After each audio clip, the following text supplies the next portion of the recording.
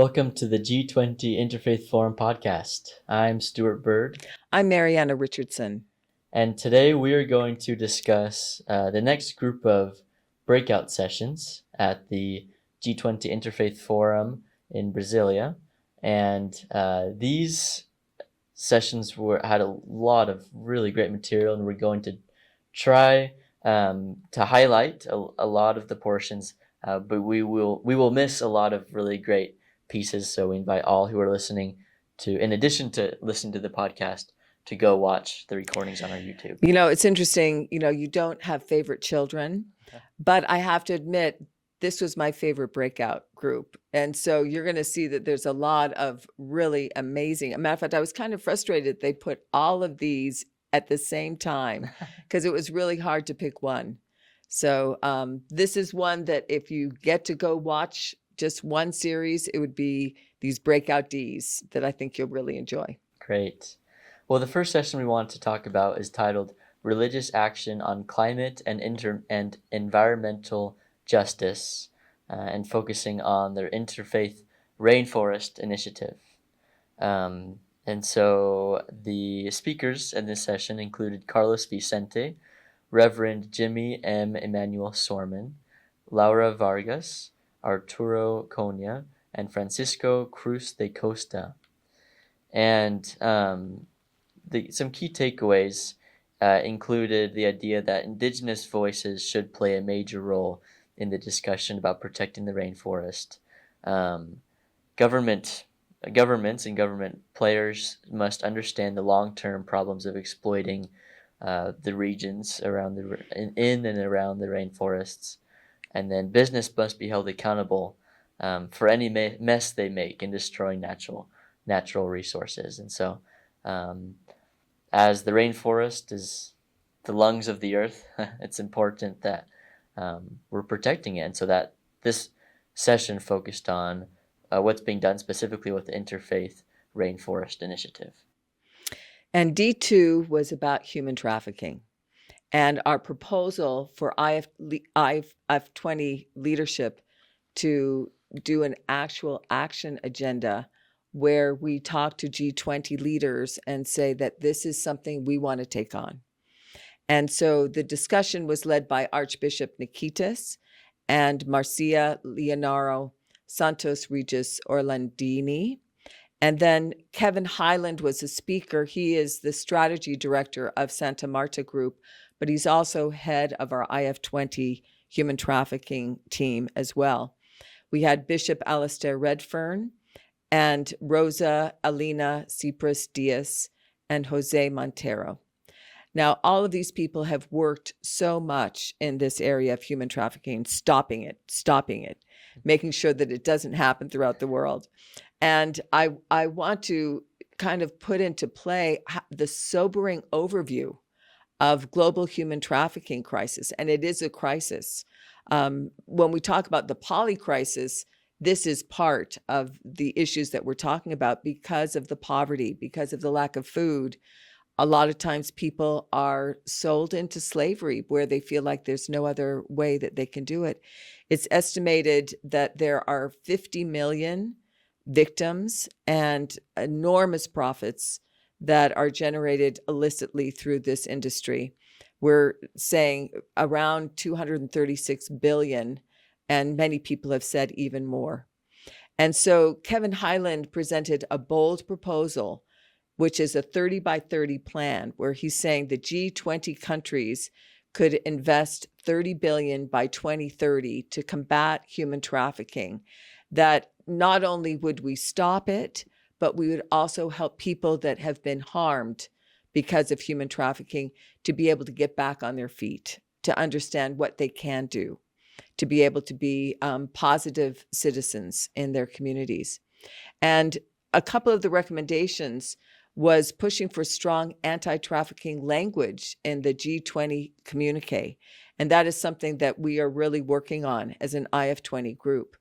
Also developing the proposal working group to coordinate these interfaith anti-trafficking efforts. And then advocating for this 30 by 30, how important it is that all of us kind of force this to happen. and then expanding education and prevention programs, strengthening partnerships with faith groups, and finally, focusing on victim support and rehabilitation. And that is the key, that all too often you might rescue people from trafficking, but then if you don't give them rehabilitation, they don't have any other choice but to sometimes go back.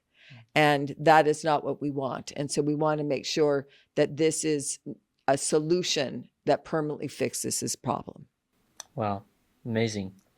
The next session is titled Focus on Refugees, Faith, Rights, and Protection. And the speakers included Huda Alawa, Tiago Biasin, Rafael Marcus, Cristina Tobias Nahi, Paulo Sergio Almeida, and Manuel Moraes. And like the title explains, it focused on the need for advocating for more inclusive refugee policies at the national and international levels, and also promoted interfaith dialogue and cooperation in refugee response efforts. It also addressed the root causes of displacement, including conflict and climate change. So a discussion on why is this happening? Why are the refugees? And then what are the next steps to protecting their faith and their rights? And so really great topics there. Well, and we talk about the practical application, what happens after the forum. One of the interesting things that I do want to highlight in terms of this refugee discussion was that one of the things that happened after the forum is that during the UN UNGA, General Assembly, it was really interesting that these people still got together afterwards because of the IF20 forum to be able to talk more about working together to help with refugees. Now, I'm going to ask you to do the next one because I really want to do D5. So go for Great. D4. Yeah, so the D4 session is titled Global Reforms of Taxation. And the speakers included Father Charles Chilufya, Rachel Miner, Eric Lecomte, Antonio Freitas, and Anne Kioi. And the key themes discussed included the role of taxation in reducing inequalities and funding social programs, so kind of the positive side of it. But it also discussed the challenges of tax avoidance and evasion by multinational corporations and wealthy individuals, and the importance of progressive taxation and closing those tax loopholes, like I just said, and then kind of the role of faith communities in advocating for just tax policies, and so that's a major one, as a lot of faith communities focus on the idea of serving others and helping to provide for the poor and those who are in need. Well, what this session was focused on is how taxation can help reduce that inequality and to fund the social programs that are needed. Exactly. So the reason why I wanted to do D5, it's on challenges of AI in a faith context, was because my husband was the moderator for this one. Yeah. My husband, Stephen D. Richardson, he has worked in AI for 50 years almost. And so he was the moderator. It was a really fascinating discussion, something that is very now. It's something that a lot of people are discussing, is how AI is going to affect our lives, but how is AI going to affect our faith? And that's something that was definitely addressed here. Manisha Jain, who works for Microsoft, came. Medlir Mima, who is also part of Global Governance Institute.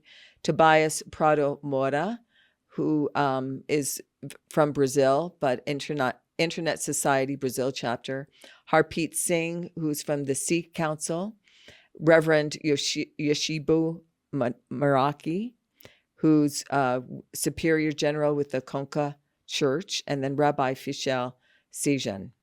The interesting thing here was this very disparate view of how AI is going to affect faith.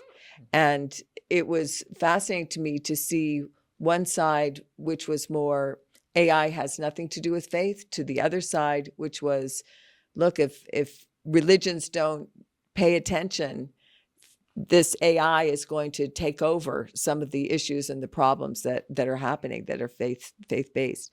So there's benefits and risks of AI for religious practices and communities. Ethical considerations need to be put into place for AI development and deployment. The role of faith communities in shaping AI governance. Also, opportunities for AI to enhance religious education. And then concerns about AI's impact on human consciousness and spirituality. It's interesting because AI doesn't have a conscience. Yeah. And so how do we give it a conscience? Or do we give it a conscience? How do we instill morality into AI? Those are all issues that we really haven't dealt with yet, but something that we do need to talk about and see what can we do. I don't know. My husband is very interesting about AI since he's worked with AI for so long. His own personal feeling is it's just another level of technology. And how much is it really going to affect the day-to-day of our lives? I mean, he still questions that. AI does already affect us more than we even realize. AI is in our cars. AI is with our banking. AI is in our government. AI is already everywhere.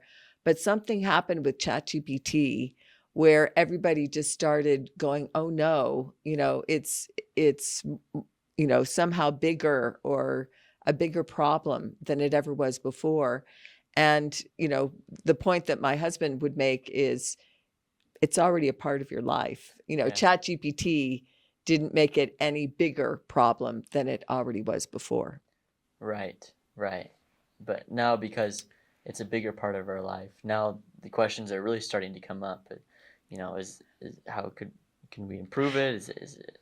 Yeah. And that's not a bad thing. Right. I think his point would be we should have had these conversations a decade ago. Yeah. And so maybe the fact that we have ChatGPT and these other applications that people can see so much that maybe we'll also talk about those AI applications that we can't see as much, and make sure that people educate themselves on AI technologies and the implications of those technologies, and then advocate for the preservation of human dignity and putting somehow judgment into AI systems too. Yeah. So those were all things that were talked about. Wow, what a cool session. The last session we want to talk about is titled Indigenous Peace Building and Indigenous Religious Freedom for Building Sustainable Peace and Planet. This session was led by Bina Lakshmi Napram, Dr. Mariam Wallet Abou-Bakrin, Dr. Vera Solovieva, and Nidia Bustillos. And the session began with an indigenous ritual to harmonize the space, led by Nidia Bustillos. And it really focused on, the meeting focused on ensuring indigenous representation in peace negotiations and policymaking, promoting interfaith dialogue that includes indigenous spiritual traditions, and creating educational programs to share indigenous peace-building methodologies. And so just continuing our focus on leaving no one behind. Well, and this is so powerful as we think about going to South Africa next year, that the idea of indigenous groups understanding their spirituality, understanding their power in the community, that we don't forget that as we move forward. Yes. So it was this D session was a great group of sessions, great group of meetings with so many great things. Yeah, like I said, it's my favorite child. And so we invite all to go and watch those sessions and to learn more about them. So And for those who were listening today, thank you so much for joining us for another episode of the G20 Interfaith Forum podcast. Thank you. Bye.